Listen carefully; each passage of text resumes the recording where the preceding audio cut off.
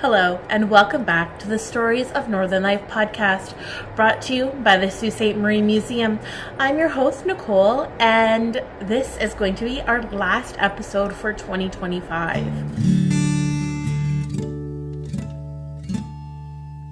So, as I was saying, last episode of 2025, that means that we're going to be taking a break over the winter holidays, and we will be back on January 8th. So, for our last episode, we're going to be looking at a sort of unique book about the Sioux. And so this was published in 1967 for the centennial year. So you can actually see it has the centennial maple leaf, and it is titled Stories of the Past, 300 Years of Sioux History. And it was part of the Centennial of Canadian Confederation, 1967. And so this is it was funded by the government. And so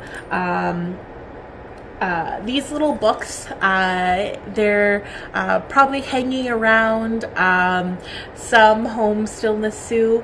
You can't really buy them anywhere unless you find somebody selling them online, or you might be able to see if the Friends of the Library or any other sort of vintage bookstore is selling them.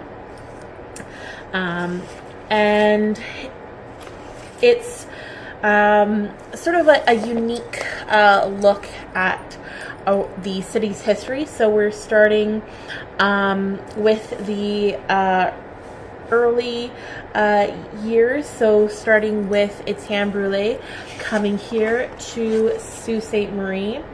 And so the first part is saying Sault Ste. Marie, oldest settlement in Ontario. Etienne Brûlé, the first white man to reach Sault Ste. Marie. And then talking sort of about some of the other early explorers, like Simon François Dumont, Jean Nicolet, the other missionaries, and then getting into Jean-Baptiste Cadotte, and talking sort of just about the early years, even going over to St. Joe's.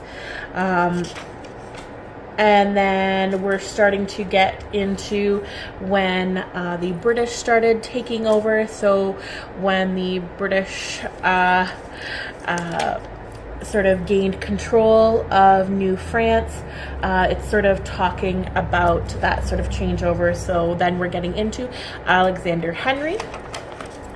And then it talks a lot about him. And Mr. Ermatinger finally coming to the Sioux, and then the new lock built in 1797. So this is talking about the first lock that we had here that was part of the Northwest Fur Trading Company, and you can still see the remnants of it next to the Algoma Conservatory building over by the Canal District. And that was destroyed in the War of 1812. And here we keep going. So we sort of, I think, past the War of 1812 now. So we're talking about early Irish traders. So that's Mr. Johnston.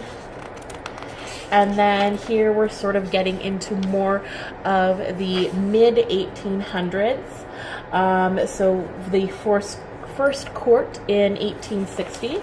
And so if you remember from some of our previous episodes, we've talked about how the first courthouse was actually held in the Old Stone House when Colonel John Prince was appointed the first judge of the Algoma District, and so he held court in the Old Stone House.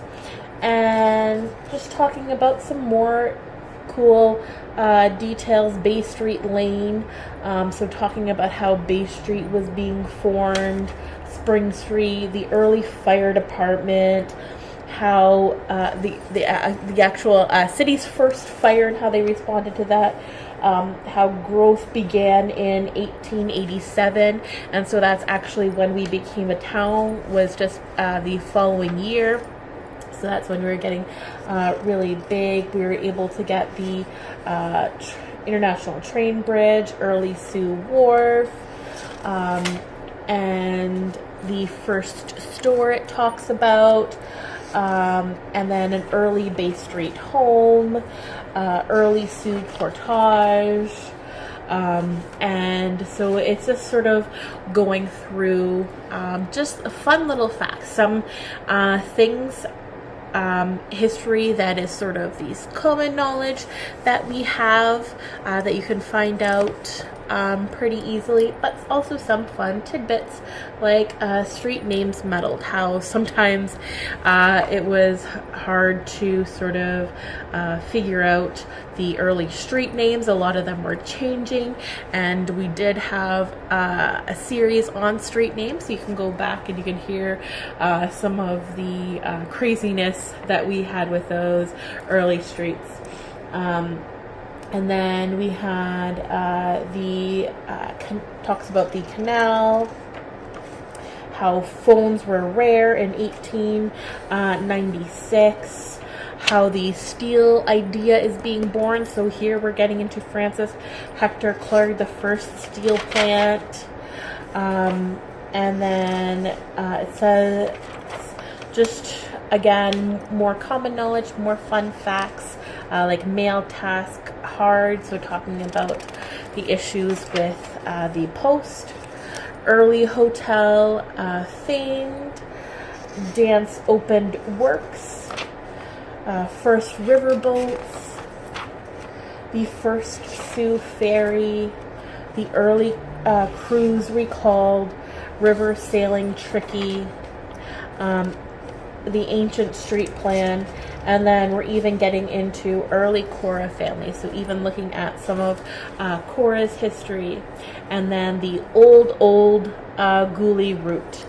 And so that's sort of where it leaves off. It's more of that really early history. It gets some into the 1900s, but it's more of that kind of pre-1900s history, because in 1967, sort of more of that early 1900s history, a bunch of those people would have lived through, so that would have been in very near memory. So this book, I think they wanted to really cover that early history. And so it's a neat little book. There are some historical inaccuracies here, and so it's sort of, you have to take some of this with a grain of salt, compare it to more of the new information that we've been able to dig up. And so there's just some information that is a little bit also out of date as well. So when it's talking about the indigenous people, it will still refer to them as Indians, things like that. So although it is a good little book, nice, easy to read, there are some of those historical inaccuracies, and also some old, outdated terms. So that's just sort of a thing you have to keep in mind when looking at it. But it's just an interesting snippet into the past, and learning more of that little bit of a unique history look at it, because it has sort of lesser known stories, which is really interesting to read. If you can get your hands on one, I would definitely check it out. And also, as we are leaving off 2025, I want to say just thank you so much for tuning in and listening to the podcast. We have started to try to do this new video format, and I'm still trying to get the hang of it. So if there's any issues with the videos uploading, any audio things, I'm sorry. I'm still trying to learn so that we can get this out for you, these new formats. And when we are heading into 2026, hopefully we can start doing some more interviews with people. So once again, I am going to put a call out. If you have any stories that you want to hear, any people that you would like me to interview, send me their names. If you even want to send me their contact information, if you know that person, if they're your friend or family, please let me know. Or even if you want to be part of this series, this podcast, and take part in an interview with us, so that we can make sure that we're preserving these stories of our community. So it can be anything from, if you owned your own business, come in and talk about that business, how you're able to start it up. If it's a family business, if you started up all by yourself, even if you have any stories of growing up in specific neighborhoods, that would be amazing for our neighborhoods project.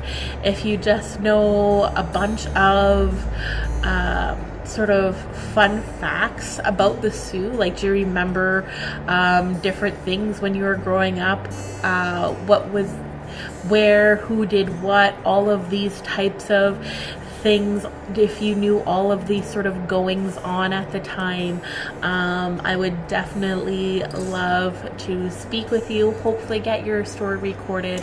And if you're not too sure, if you want to sort of be on the podcast in sort of that audio or even visual format, we can keep you anonymous. We don't have to actually share your interview. We can keep it preserved in the archive so nobody else will see it, but at least we can have your story preserved, so that way we can still keep that information, and I could pull pieces of it for more of the research projects that we are doing.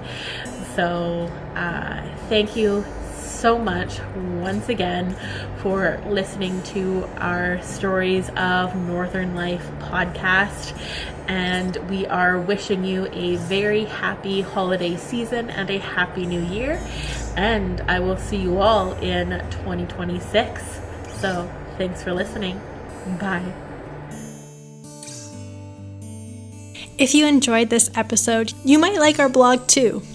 Head over to our website, Sault Museum, that's SAULT museum.ca, and look under Discover. You will find our blog, Museum Musings. We share a short synopsis of influential people, historic places, and impactful events in our history. Pictures are always included, and you will be sure to learn a little something new with each post.